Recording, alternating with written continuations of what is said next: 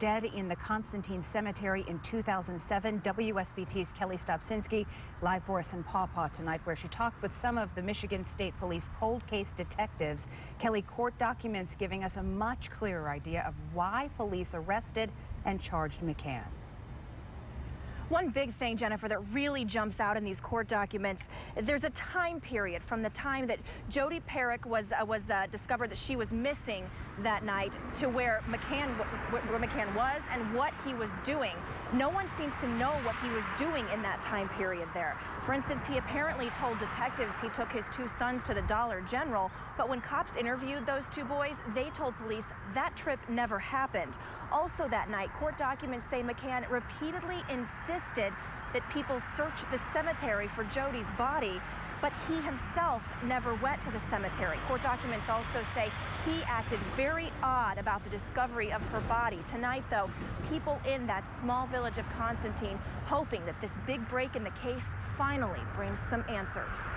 I told the FBI back in the very beginning, I said, whoever did this is here. It's a feeling Jodi Parrack's grandmother hasn't been able to shake. And they asked me, why did I say this, to them?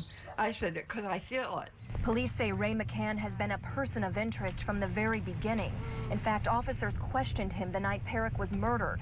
At the time, McCann was a reserve officer on the Constantine Police Department, and the police chief tells me McCann was suspended because of his suspected involvement in the case.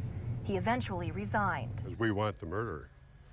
If he is not the murderer, hopefully he leads us to him, because we're convinced he knows something about this case. Investigators say one of McCann's sons was Parrack's boyfriend and walked her home from school the day she was killed.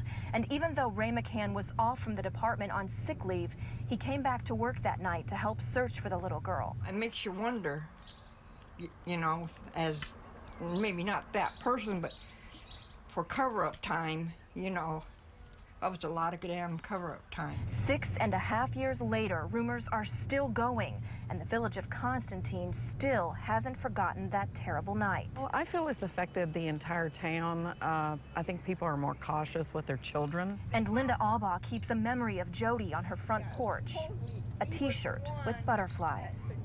There's butterflies on her tombstone, and she loves animals, and and she wore that. All possibilities.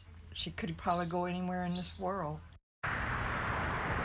Court documents also say Jodi's wrists had injuries consistent with handcuffs, and there are questions about the set of handcuffs officers found in McCann's squad car after the murder happened. If convicted on that perjury charge, he faces life in prison. I'm told that's because he allegedly lied under oath when he was during a subpoena interview in a murder case. Rick?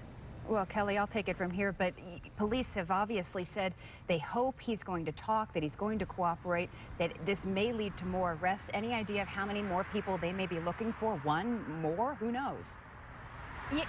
Police won't talk about that. Even though they have this arrest and we have all this information through court documents, they are still being extremely tight-lipped about the investigation itself. Keep in mind, they haven't even released how Parrack died. That's something they say only the killer or killers would know, Jennifer. All right, Kelly, thank you very much.